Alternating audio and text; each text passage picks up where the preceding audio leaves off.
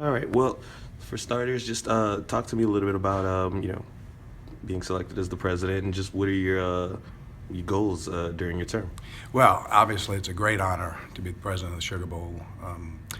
I've been in the Sugar Bowl since 1999, so I've had the opportunity to be on a lot of the committees, finance committee. I've seen a lot of the events that we support, and I know all the good that we do in this community. Over the last 10 years, we've had an economic impact of approximately $2.5 billion gross economic impact, and this past year about $260 million.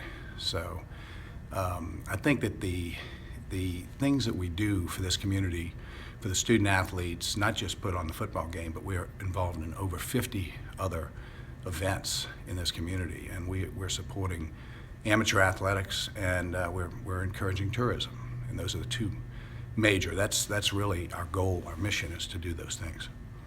All right. And then, as president, what do you see you bringing to the organization to help continue that mission?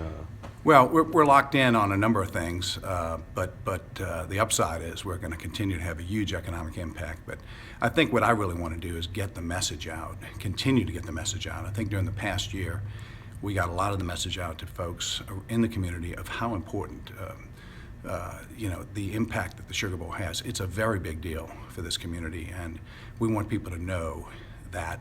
But further, we want the state and the city to also know that if we want to continue to be involved for the future, and for example, we got the 2020 National Championship game, but if we want to continue to get those, we have to have more stakeholders involved with us. We can't carry all the water. Okay. So I guess you mentioned that, and you've been with the organization for a while.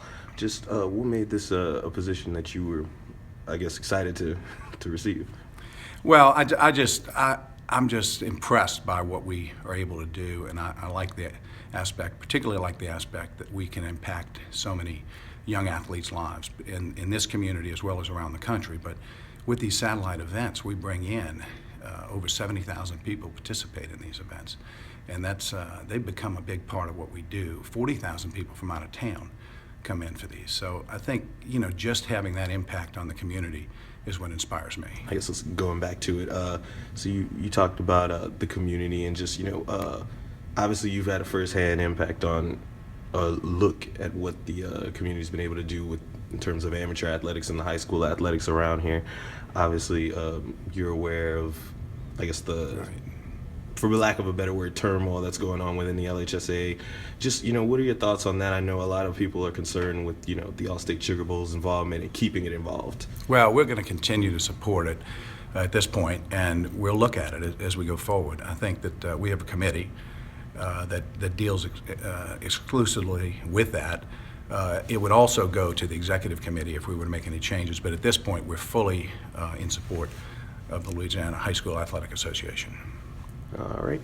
And then lastly, just to follow up, you talked about, bringing in the tourism, and just what are you guys doing to ensure that, these events continue to be such a big draw? Well, I talked about that a little bit before, but I think that what we do is make sure that we put on a great game, and that